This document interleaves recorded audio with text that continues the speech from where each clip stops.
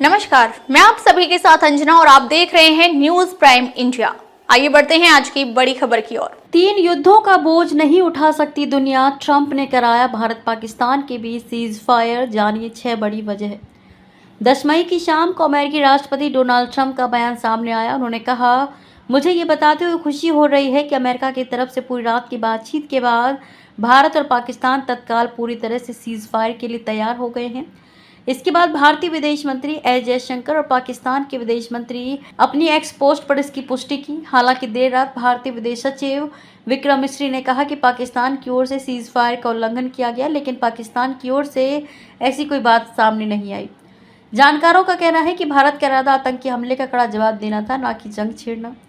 Observer research foundation में senior fellow विदेशी मामलों के जानकार कबीर तनेजा कहते हैं कि 7 मई को पाकिस्तान और पीओके के 9 आतंकी ठिकानों पर हमले के बाद अगली सुबह भारत ने साफ कहा था कि उसने भारत में आतंकी हमलों के जिम्मेदार आतंकी संगठनों के कैंपों पर हमला किया है। इसमें कई बड़े आतंकी कमांडर सहित करीब 100 आतंकियों की मौत हुई। उसकी कार्रवाई नॉन एस्केलेटरी संघर्ष को बढ़ावा न देने वाली है। भारत ने पाकिस्तान की सैन्य ठिकानों को भी निशाना नहीं बनाया था। विदेश मंत्री एस जयशंकर ने सीज फायर की घोषणा करते हुए ये भी कहा कि भारत ने आतंकवाद के खिलाफ हमेशा बिना किसी समझौते के अपना रुख सख्त रखा है, वह आगे भी यही रुख रखेगा। किन्हीं 2 देशों में संघर्ष की शुरुआत किसी घटना या बयानबाजी से होती है, फिर हल्के सैन्य कदम और बढ़ते बढ़ते ये सर्वनाश तक पहुंच जाता है।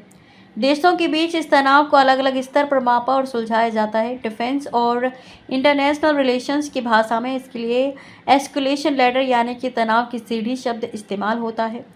भारत और पाकिस्तान इस वक्त एस्केलेशन लैडर की 4थी सीढ़ी पर थे।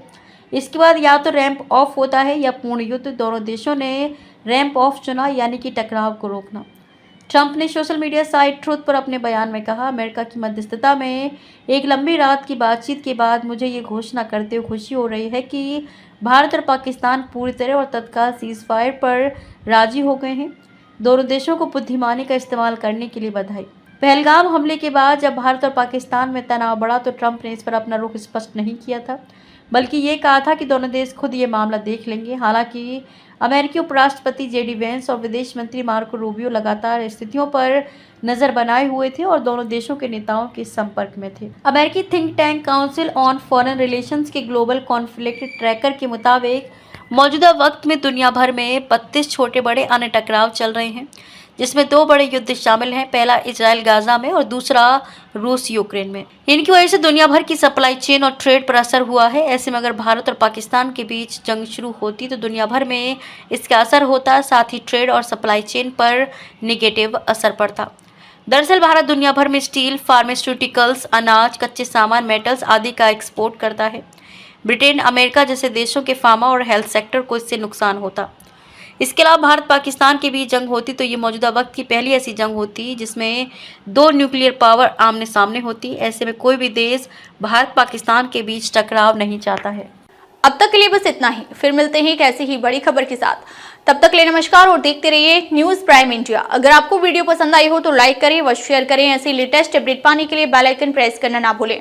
अगर आप हमें फेसबुक या फिर इंस्टा के माध्यम से देख रहे हैं तो हमारे पेज को फॉलो जरूर करें। धन्यवाद।